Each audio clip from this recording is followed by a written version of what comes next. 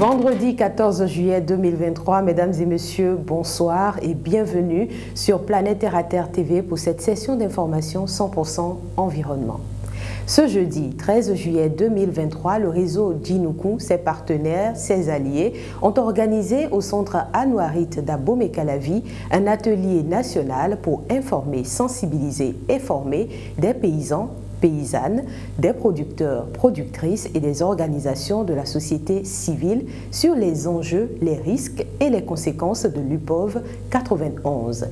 Ils soutiennent que le Bénin ne devrait pas y adhérer. Julien Tongdio, Aude Myriam Salano.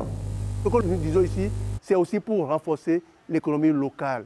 C'est pour nous rendre totalement indépendants de l'extérieur par rapport à notre alimentation, par rapport à notre système agricole. Le gouvernement du Bénin a introduit une proposition de loi d'adhésion du Bénin à la convention de l'UPOV 91. Conscient des conséquences de cette convention, le réseau Djinoukou alerte et plaide pour la non-adhésion du Bénin à cette convention. Lorsque vous adhérez à l'UPOV, c'est que vous obéissez aux règles qu'ils imposent par rapport à leurs produits que vous obtenez. Si vous adhérez à l'UPOV, c'est que, pour dire les choses terre à terre, c'est que vous allez accepter d'acheter leurs semences et de les commercialiser chez vous. Les producteurs sont convaincus qu'avec l'appui des autorités locales ou le gouvernement, ils peuvent constituer une base de semences locales utile et efficace. Avec le gouvernement et avec son appui, nous pouvons mettre en place une meilleure politique pour la promotion de nos semences locales ici au Bénin. Nous pouvons, avec l'appui de nos dirigeants et de tous ces décideurs, mettre en place vraiment une politique nationale de protection de nos semences et de revalorisation de ces semences-là. Pour les producteurs, les semences sont des ressources capitales, un facteur de produit clé. Djinoukou attire donc l'attention sur la sécurité alimentaire pour le bien-être de tous. Nous voulons aussi que la sécurité alimentaire, la souveraineté alimentaire et la sécurité sanitaire des aliments nous soient aussi assurées. Et ça ne peut passer que par nos petits paysans qui sont prêts à faire manger toutes les populations du Bénin comme ils savent le faire.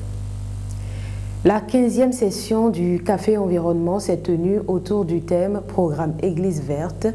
L'environnement, la foi au service de la protection de l'environnement. Le panel était animé par Abbé Georges Adéé, coordonnateur du programme Église verte, Thomas Bagan, environnementaliste, et Pacheco, artiste, humoriste, stand-upper.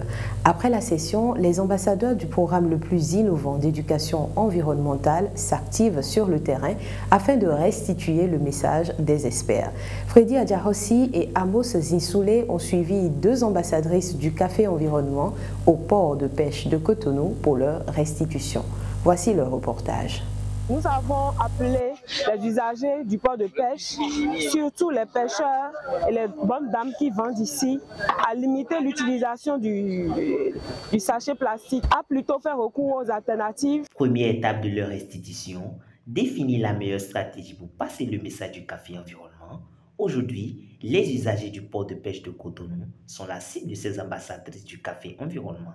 L'objectif est de les sensibiliser sur les sachets plastiques. Nous ne prenons pas les bonnes dames du marché, nous les sensibilisons pour que, au retour, eux aussi sensibilisent leur entourage et parlent à tous ceux-là qui seront sur leur voie très prochainement pour que le message de la protection de l'environnement puisse continuer jusqu'à toucher l'essentiel. Convaincus du danger que représentent les sachets plastiques pour eux, les usagers sont sensibles à la question. Si l'État encore peut sensibiliser toutes les personnes de ne plus manger dans les sachets, ça ira parce qu'il y a beaucoup de maladies. Nous polluer l'environnement,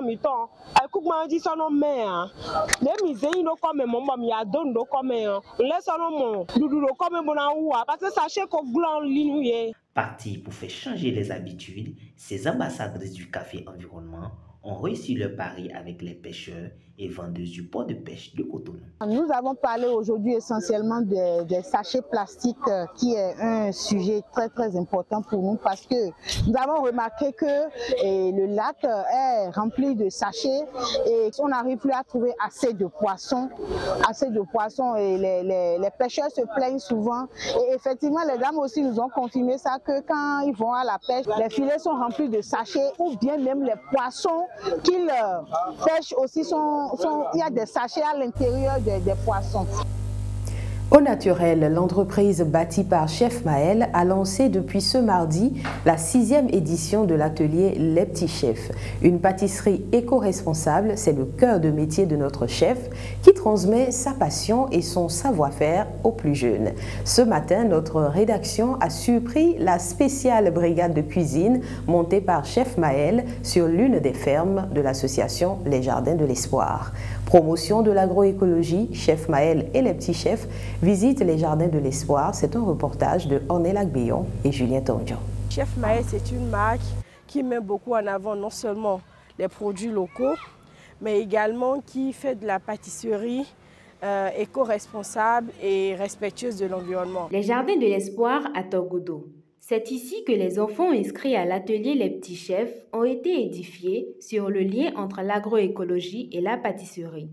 Ils y ont découvert fruits et légumes écologiques pour faire des pâtisseries éco-responsables. J'ai découvert la plante Stevia, 100% sucrée, très bon dans la pâtisserie. En cueillant la plante, en transformant ça en liquide, ça donne un arrière-goût persistif qui donne au gâteau la saveur, la texture. Le choix des Jardins de l'Espoir pour la visite guidée des enfants n'est pas anodin. La ferme fait la promotion de la consommation des produits locaux et bio. La particularité des Jardins de l'Espoir, c'est de produits écologiques, de produits sans engrais chimiques, d'initier plus d'un des jeunes, des enfants et même des grands, les professionnels, tout le monde, à la production agricole écologique sans engrais chimiques, sans pesticides. Ça m'intéresse de pouvoir montrer aux enfants qui sont à l'atelier Les Petits Chefs comment faire de la culture bio, de la culture sans pesticides. L'objectif de l'organisatrice est de montrer aux enfants une façon efficace et bénéfique de faire de la pâtisserie tout en respectant la nature et en demeurant en bonne santé. Une chose que les enfants ont cernée. La pâtisserie sans gluten, c'est une pâtisserie dans laquelle on utilise nos propres produits, les produits locaux. Au lieu d'utiliser les produits étrangers comme la farine de blé, nous on utilise la farine de sorgho, par exemple, la farine de riz, la farine de maïs, et c'est très nutritif. L'atelier de cuisine avec Chef Maël est très intéressant et je vous encourage à venir.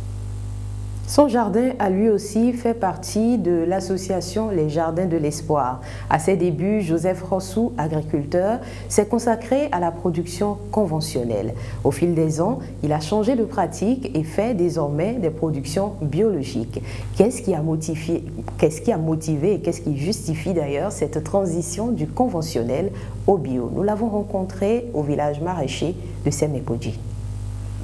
Joseph fait du maraîchage depuis 15 ans.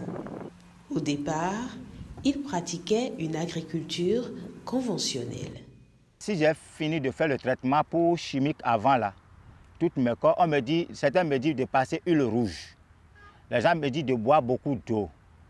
Les gens me disent de passer huile arachide sur le corps. En 2010, Joseph décide d'arrêter l'utilisation de produits dangereux pour sa santé. Il fait alors une transition de l'agriculture conventionnelle à l'agriculture biologique. Quand on fait le traitement, ça nous infecte aussi, nous les producteurs. Et aussi, ça pourrit aussi les environnements. De deux, les consommateurs qui achètent aussi, ça ne fait pas trop du bien. Ça ne leur fait pas trop du bien. Donc, c'est pour cela que je décide de rentrer dans la production biologique. Même si cette transition est bénéfique pour sa santé et l'environnement, Joseph rencontre des difficultés pour écouler ses produits. Les consommateurs qui achètent avec nous ne connaissent pas la valeur de ce que nous faisons. Ils comparent toujours les choses par rapport à les produits chimiques. Et c'est pour cela que quand on leur dit les prix, ils n'arrivent pas à acheter sur le prix, donc nous les producteurs subissons.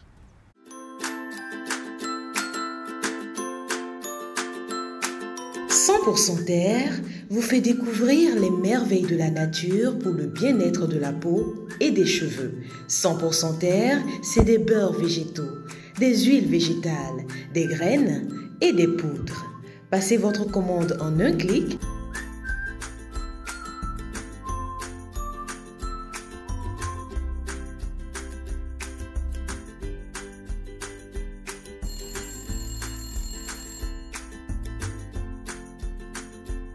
« 100% Terre, le bonheur est dans la nature.